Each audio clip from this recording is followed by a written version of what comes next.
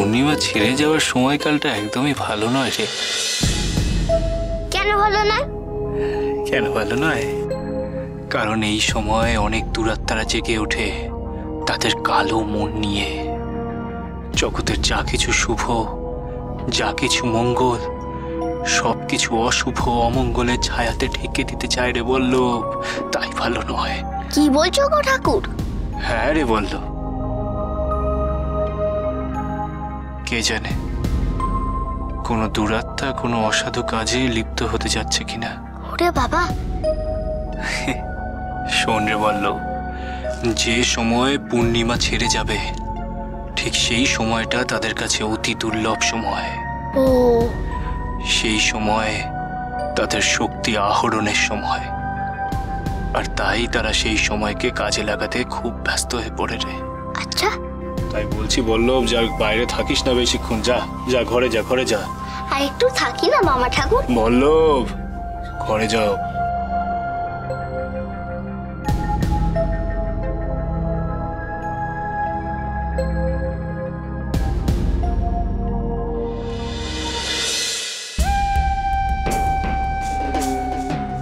আলোকে গ্রাস করতে চাইছে কালো। এ যে বড় অশুভ সময় গো বড় মা। কেউ কি তবে এই সময়কালকে কাজে লাগিয়ে কোনো অশুভ কর্মে লিপ্ত হতে চাইছে বড় মা?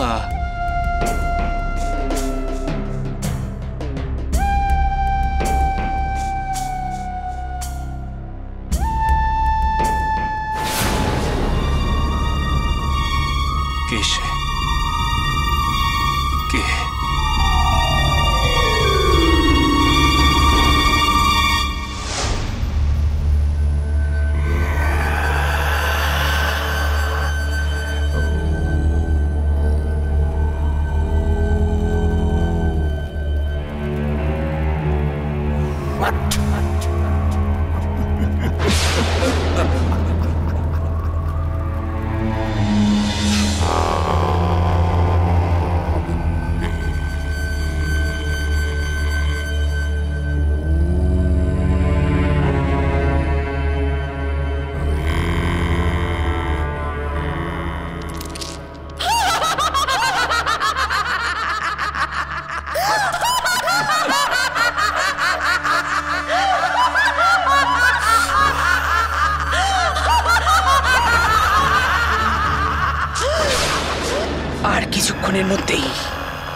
আর কিছুক্ষণের মধ্যেই পূর্ণিমা ছেড়ে যাবে।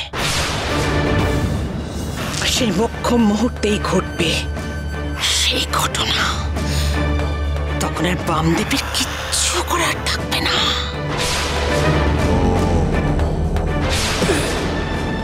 আমি আমার মধ্যে আহরণ করব এমন এক ভীষণ শক্তি যা অন্নদার জীবনে বয়ে আনবে সর্বনাশ। সর্বনাশ।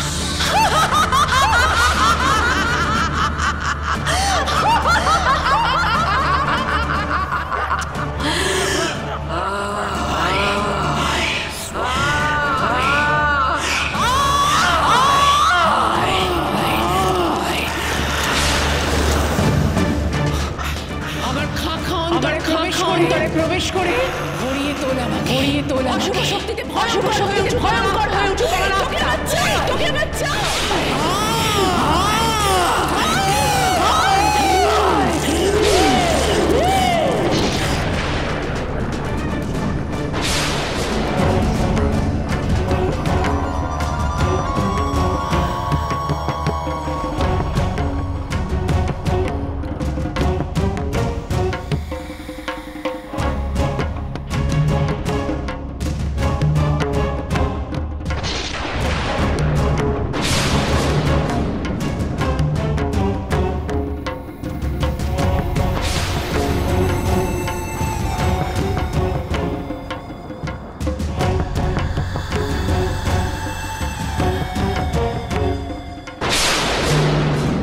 আমার শক্তি দেখে ভয় পেয়ে গেলে?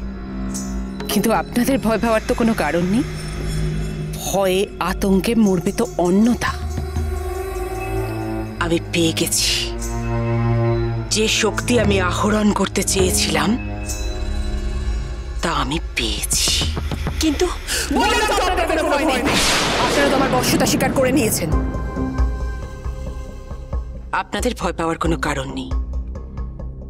ভয় তো এবার পেতে হবে বামদেবকে আর বামদেবের ভক্তদের। তার সঙ্গে শিউরে উঠবে অন্নদা। অন্নদার জীবন আমি ছাড়খাড় করে দেবই। আগে সে আশাতেই তো দিন গুনছি, কিন্তু কিছুই তো হচ্ছে না, তাই না? কি কি বললেন? না মানে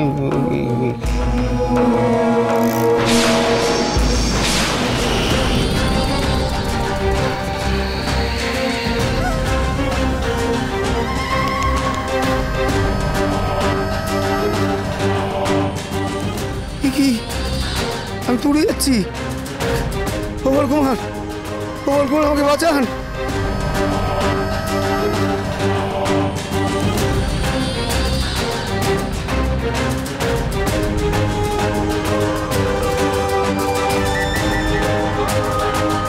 দয়া করুন, আরে আমার নামিয়ে দিন। আরে মরে যাবো তো। ওমর কুমার, আপনি কিছু বলুন। কালিমি, কালিমি, ওকে ছেড়ে দিন। কালিমি, নিমবাদককে ছেড়ে দিন, ওর কোনো দোষ নেই। কালিমি, ও মরে গেলে আমার সমস্যা হবে। আপনি ওকে ছেড়ে দিন, দয়া করে ছেড়ে দিন। দেখুন, ওকে বামাও মারছে, আপনিও মারবেন। ওর সময়টা খারাপ যাচ্ছে, আপনি ওকে দয়া করে ছেড়ে দিন। আমি ওরে ক্ষমা চাইছি, আপনি ছেড়ে দিন ওকে। দয়া করুন, আরে আমার নামিয়ে দিন। দয়া করুন কালিমি, দয়া করুন। বাপরে বাপ, বাপরে বাপ। এইভাবে এইভাবে আমার শক্তিকে যে অবজ্ঞা করবে তার কপালে লেখা আছে সর্বনাশ। বরকুমার, আমি আসি। নিমবাদক, নিমবাদক, না না না, যাবো না। আর ঠিক যেমন এবার পদে পদে সর্বনাশের জালে জড়িয়ে পড়বে অন্নদা সুন্দরী।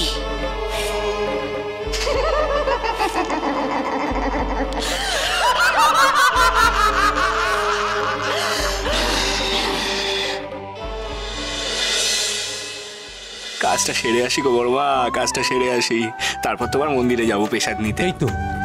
এই তো বাবা। এ কি গো ছোট কুমার, রানীমা, তোমরা আবার এখানে কেন? কি হলো? না না, কিছু হয়নি। আজ তোমার কাছে আমরা এসেছি তোমাকে ধন্যবাদ জানাতে। আমায়? কেন গো? আজ তোমার সাধনার শক্তিতে তোমার অন্নদা দিদির ব্যর্থ জীবন খুশিতে ভরে উঠতে চলেছে। আজ আমরা সন্তানের মুখ দেখতে চলেছি। তাই তোমাকে ছাড়া আর কাকে ধন্যবাদ জানাবো বলো তো? এই দেখো, এই দেখো, এ আবার কি কথা গো ছোট কুমার? হ্যাঁ, আমি কে গো? আমি কিচ্ছুটি করিনি গো, আমি তুচ্ছ, আমি অতি তুচ্ছ গো। ওই বড় ভাই আমার সব গো ছোট কুমার, বড় ভাই আমার সব। জয় তারা, জয় তারা। যাও দেখি ওই মা তারা চরণে গিয়ে নিজের মাথাটা একবার ঠেকাও দেখি, তোমার সমস্ত সমস্যার সমাধান করে দেবে গো ছোট কুমার, সমস্ত সমস্যার সমাধান করে দেবে।